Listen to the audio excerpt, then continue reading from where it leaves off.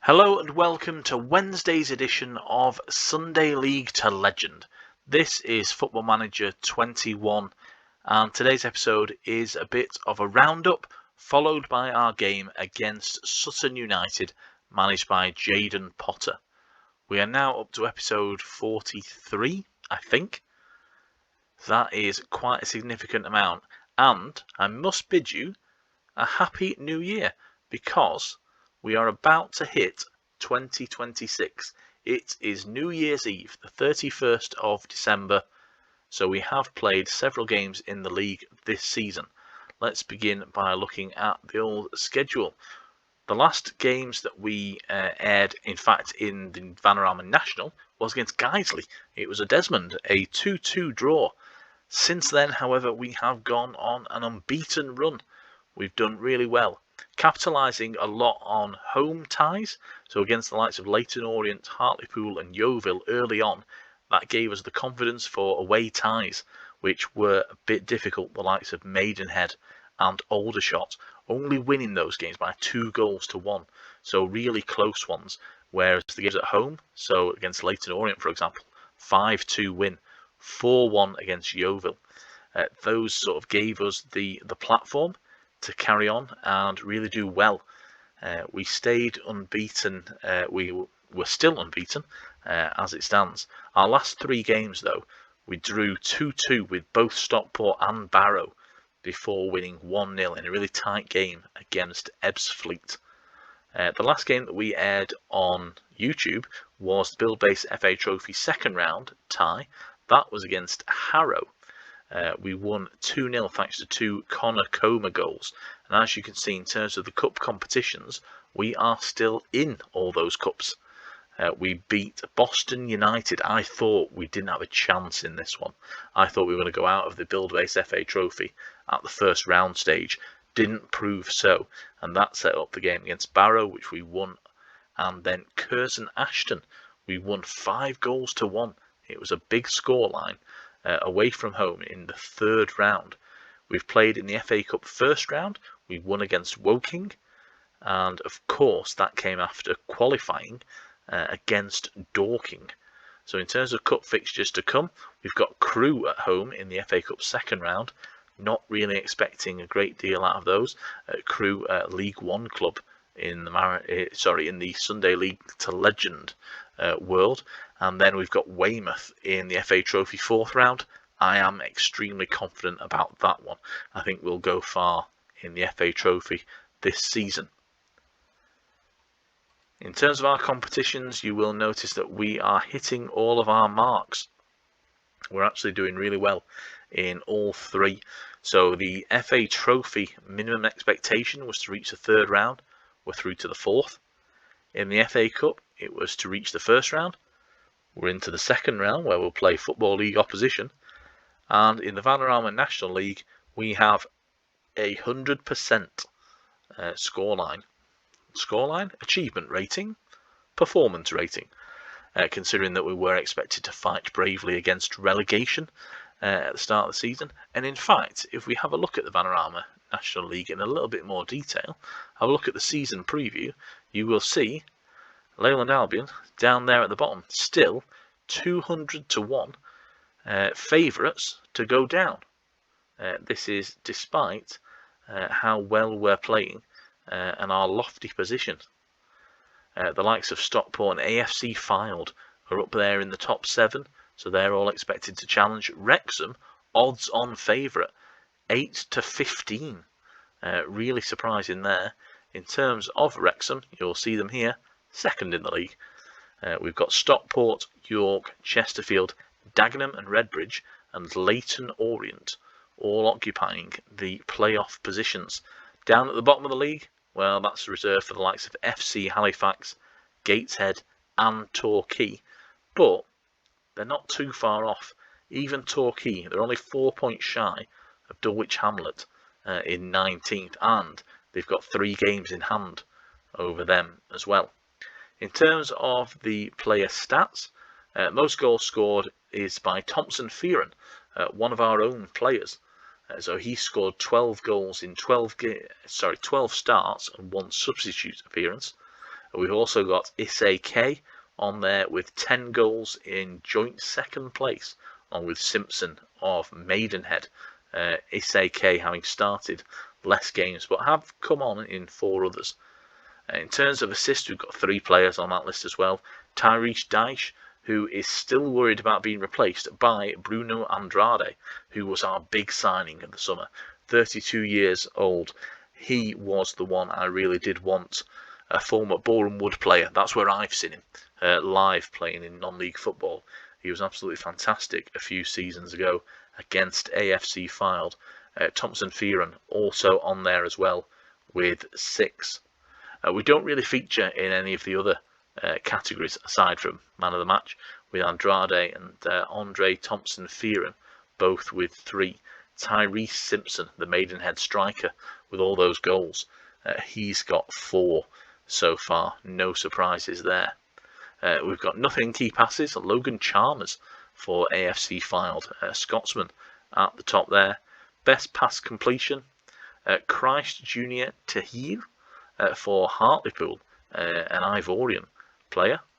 Most dribbles goes to Dion Charles at Accrington, but he's got his teammate Eddie Spooner there, the 19-year-old Irishman, following him close behind. In terms of tackles, we've got Hartlepool's Christ again, and then James Rowland and Carlos Finney, both up there with 50 tackles won.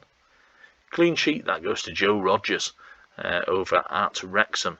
And the fewest conceded, it's Niemi at Leyton Orient. So he's only conceded 3 goals in 8 appearances. There's on that list, you have to have played a minimum of 5 games to be considered. Our squad does look fairly good at the moment. They're fairly happy. We're just waiting for everybody to recover back to full fitness.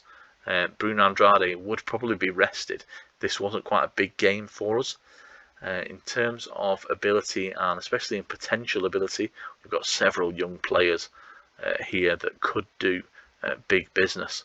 If you look at our average age, I would say that we've only got 3 players over 30 years old, and reserve Tish Manga is 29. Other than that, you're looking at Dan Smith, 26, Connor Comas, 24 now. He's been on our radar since he was 18. We've got Dyche there, Desbois, the goalkeeper, and then the likes of Remy Savage, Issei K, Tate Campbell. They're all around the sort of 24, 23 years old. So plenty of future prospects, and hopefully that means some transfer fees. You know, we can start getting some money moving, because we look at our finances. We are doing pretty well in terms of the bank balance. 880,000, sorry, and a half as well in the coffers. So we've got plenty in there. We've gathered some profit this month, 158,000, I think. Not sure what that says. Our income and expenditure there as well. In terms of our transfer budget, we've spent, well, about 100k has gone out of it through various different means. So we've got 56 grand still in there. And in terms of the wage budget, there's about £1,000 in there. Plenty of scouting budget remaining. The scouts are doing a really hard job trying to find some future prospects for us. Our tactics have remained quite consistent throughout the season. So in possession, you can see here, we are looking to pass the ball into space, focusing play down the wings, and working the ball into the box. We are playing for set pieces because we're good at set pieces. That's the basic there. In terms of in transition, we're looking to distribute quickly and to take long goal kicks aimed at a target man up front. Distribute to position, you'll see is highlighted there. That just gives us that quick turnover in our own defence. We're playing a much higher line of engagement. This forces the opposition defence back, and we're playing a higher defensive line, which should allow us to land some offsides. In terms of defensive width, we force the opposition to the outside. That's worked pretty well for us, and we are looking to prevent short goalkeeper distribution by pressing urgently. Those tactics kind of have stayed with us they've been the bedrock of our tactical approach for the last few seasons now. So that is the update. You will see Leyland Albion here, top of the league. We've got 6 points over Wrexham, just 1 goal in terms of goal difference. We have played 16 so far. Up next is Sutton United, so I will see you after a very, very short break where we have a quick turnaround, and I'll see you at the Leyland Albion Stadium for the game against Jayden Porter's side.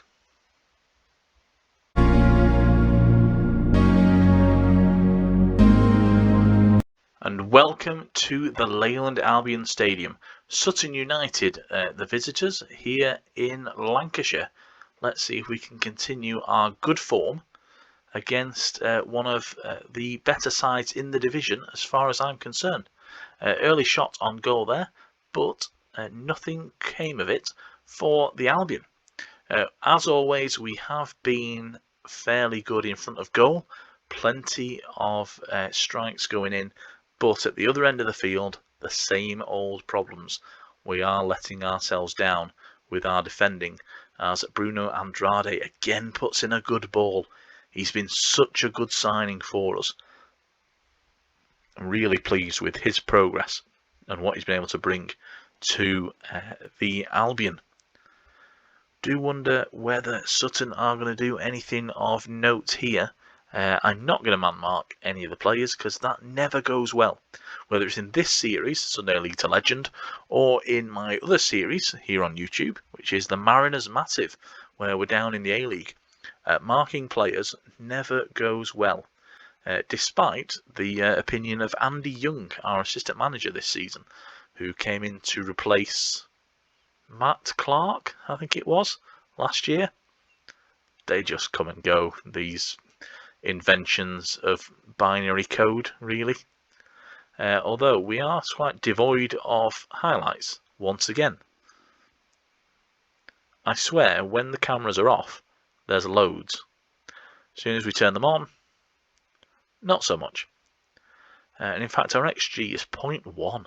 It's 0.03 by Sutton. I mean, Jesus Christ. Imagine if you'd bought a ticket to watch this match. Imagine if football is back. Global pandemic on the back shelf. We're allowed to go to a football game and the first one you go to is a drab 0-0 draw where the only 2 highlights are wide free kicks being put into the box. I mean, come on. And as good as those were from Bruno Andrade, I'm afraid I'm going to throw the water bottle here. I am far from pleased what I saw. Get out there and fix this right now. I should say up front we have young Nidian Fell, so it's not Isake. He is on loan with us, and every time I allow the staff to suggest the team, they put him in. So we're going with it. We're letting him have a few games up front just to see whether he gets on the score sheet, but as you can see, he is not doing that. Much the opposite, in fact. And we're sort of relying on Thompson Fearon with his goals. We're about the hour mark, so time to make some sweeping changes. And I think Andrade is going to have to come off, to be honest. He is quite poor there, as you can see, in terms of condition. So Dan Smith coming on. Isake on for Nidian Fell up front. Let's see if that sparks our boys into life.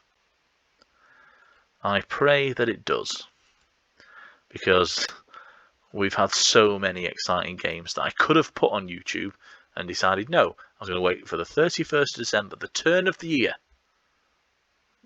And this is what happens.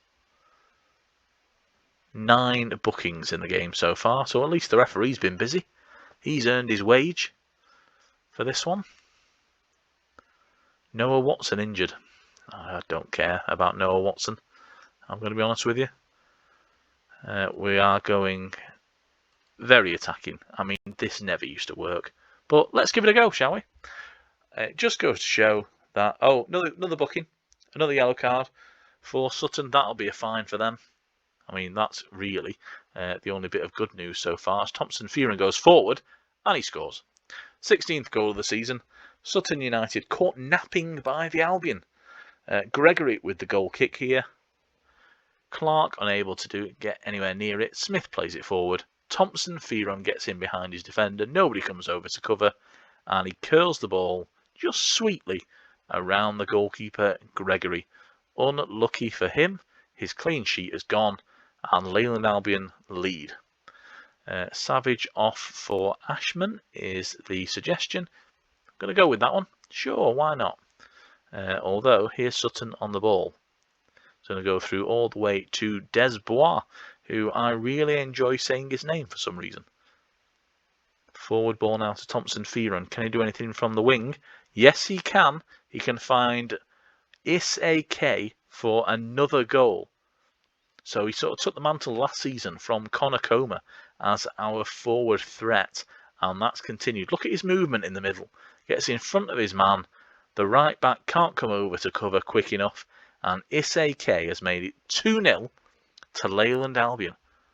So after all that, we have 2 goals in the last 10 minutes, and that is going to see us through to another 3 points. The National League have us down in last place, 200-1, favourites to go down, and we are staying top of the league. As here comes Thompson Fearon now to Deitch. Is he through on goal? He is, but Gregory makes the stop. So we are confounding expectations. We are turning back all those people who think that we're going to get relegated, that we're not a decent team.